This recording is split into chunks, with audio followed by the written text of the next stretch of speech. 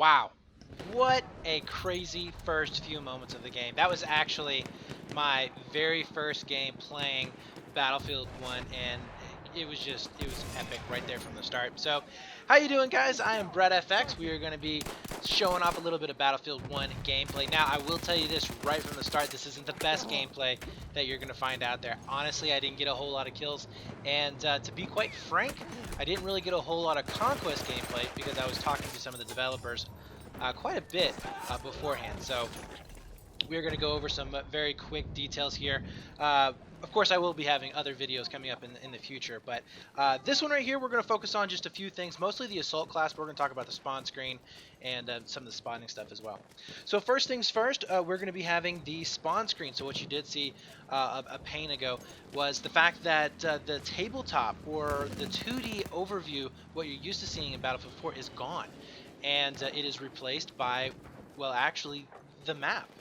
You were actually seeing live gameplay happening at the spawn screen. That is basically like if there was a free cam up in the top. That's what you're looking at. It is so beautiful to see it like that. It really is spectacular, especially when you're going and spawning. Now, it's really going to be interesting to see how this plays out, especially on the smaller maps, because you can see people and vehicles moving around, as well as the enemy team. So, in pub gameplay, I think this is going to be so much cool, so much fun. You're also going to be able to do some communication on it as well. I don't think it's going to break the game.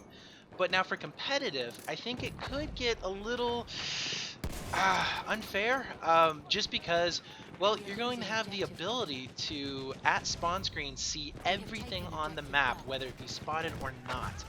And that quite simply is just not good for competitive play, whether it be for 5v5s or 8v8s.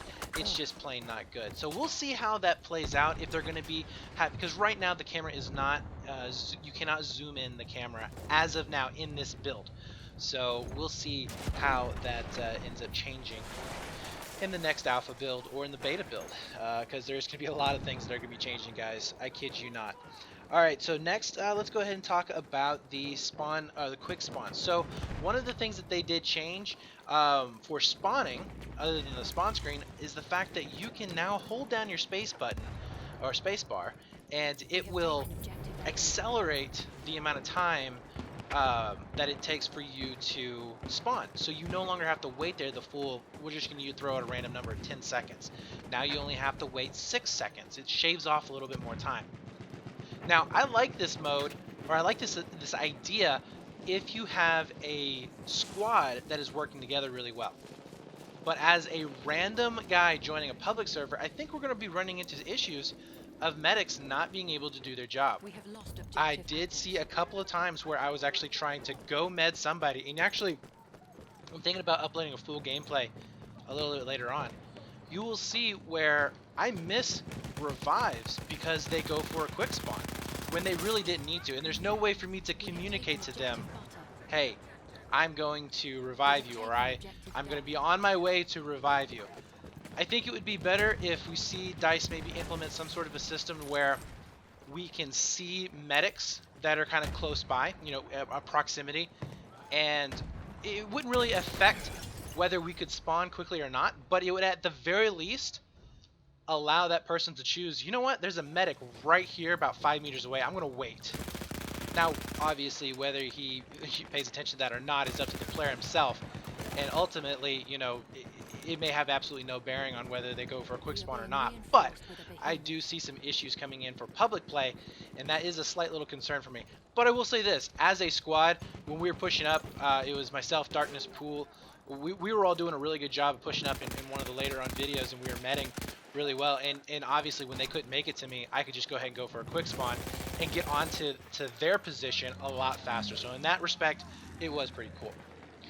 The next thing I want to talk about is 3D spotting. So 3D spotting is back, but not in the capacity that it was in Battlefield 3 or 4. Hell, I don't even think it's like it was back in Bad Company 2. So one of the complaints that we have all had in the past Battlefield games is the fact that we see way too much Dorito spam. Just way too much of it. And I agree, it has gotten pretty ridiculous. Battlefield 4 definitely toned it down, but it's still pretty bad. So what they did in Battlefield 1 is that they took the spotting and they've gotten rid of the passive spotting completely. So there is no more like running around a corner and the guy is still having Dorito above his head. You're not going to be seeing people popping up on the minimap because of their shooting. So no more are you going to be spotted out because you're shooting your gun. That is completely taken out. The only way that you can be spotted is if somebody is in a direct line of sight and they hit Q. And as soon as you go out of their direct sight, they're gone. Like it completely shuts off that spotting, which is fantastic. It absolutely works in a fantastic way. So really liking the way that they've tweaked the 3D spotting, and it is honestly, I think that we can see that falling over into the competitive play a lot better, because as it was before, like I stated, it was a bit broken. You could see everybody all the time, anywhere. Now, it's not as much, and I think that we'll be able to incorporate this without having to change a lot of rules. It's going to be easier to grab in those public players and use into competitive play. So now we're going to talk about the Assault class. The Assault class has 3 weapons that were available to them. They had 2 SMGs and 1 shotgun. Now you see the SMG that I'm going to be using here in the clips are the second one, I think, that was available to us, and that one had the magazine that actually came in from the top. That one was the best one, had a higher rate of fire. Definitely felt like it did a lot more damage overall than the other one, which actually had a magazine feeding in from the side. If you guys want to check out those, you can actually do that in my previous video. Look at the names, look at the stats, all that other kind of good stuff. So the SMGs, as well as some of the LMGs, we were told by the developers when we were talking to them, have changed up on their spread. So what they're trying to do is force the classes into maybe like to having a certain distance in their fight. So they want to have the medium guys as the medics, using the DMRs. They want to have the long range as your snipers. Your LMGs are going to be for obviously suppressive fire, so they're not really going to be too great at long range, not going to be too great at close range either, but they can kind of do the job of a little bit of everything once they're bipoded up. The SMGs, of course, are going to be for that close-in support, and that's what you've been seeing here in these clips for the most part, is the amount of damage that it can do with a high rate of fire up close. Now, what they have done to force the SMGs into kind of this close-in role is change the way spread works. So traditionally, spread, you hold down the trigger, the spread gets wider and wider and wider. Well, they have actually switched this for the SMGs and some of the LMGs in this build.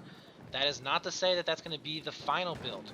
They were talking about they're testing it, okay? So this may be completely different in the beta. Hell, it may even be different in the next closed alpha session that ends up coming out later on this year. So at the moment, the way the SMG spread worked was that it started out big. As you held the trigger down, it tightened up the spread. Some of the LMGs did the same exact thing. Now for the LMGs, I kind of can understand where they're coming from. You're going to be, with a bipod, sitting down, throwing down that line of fire. Being able just to hold that trigger down and have a tighter spread is going to be much better. And it kind of makes a little bit of sense, sort of, in a way, I guess. But I'm perfectly fine with them doing that for the LMGs. SMGs, not so much. You don't have a whole lot of ammo in your magazine in order to have that sustained fire to get that really, really tight spread. What they need to do is have maybe a drastic damage drop-off. If they want to force those SMGs to not be able to tap fire long distance, have a damage drop-off. After, 8 meters or so, drastically decrease the amount of damage you can do. Maybe even, put a whole bunch of fall off on the bullet. I don't know. But as of right now, if you're a good player who can control recoil and tap fire, knows how to do that traditionally in past games, it's not going to work in this one. Very, very odd, and it feels weird. It does feel weird. And you can see that tank flying through the air right there. Oh, love it. Don't really think that tanks actually did that back then. That was a pretty heavy one. But anyways, next we're going to talk about the gadgets. So we were allowed 2 different gadgets for the assault kit. You had the rockets that you could actually use, and then you also had the AT grenades that we used. Now, the AT grenades would, depending on what you're throwing it at, if it was the small little buggies that ran around, you could kill them in I think it was 2 shots. It would disable tanks in 2 hits, and you could do a fair amount of damage with them. The rocket launcher, though, and you saw a couple of clips from that here, it's a little wonky at the moment. It's harder to bipod out, and let me go back a little bit. You actually have to bipod the rocket launcher in order to use it. So you can't be hopping around like we normally do here in Battlefield 3-4, where you're able to just kind of run around, throw a couple of rockets at the tanks, and move. The tanks will actually have a slight advantage because once you get hit first, they're going to be able to find you, or at the very least, within the second shot, they should be able to locate you, and you will be dead. So you're going to have to shoot and scoot a lot more in Battlefield 1, or have a lot more players helping you out in order to push a certain objective, or push those particular tanks in order to surround it and hit it. And then again, there may be some other abilities, other gadgets that are going to be a little bit better than those rockets that what we saw. So I'm not too sure. Again, this is alpha gameplay. We have a very, very limited amount of gadgets that we were given. So anyways, guys, that's going to be the end of the video. I will have more content coming up very soon, talking about the medic class on the next video. So hope you guys enjoyed, and we'll see you in the next one. Take it easy.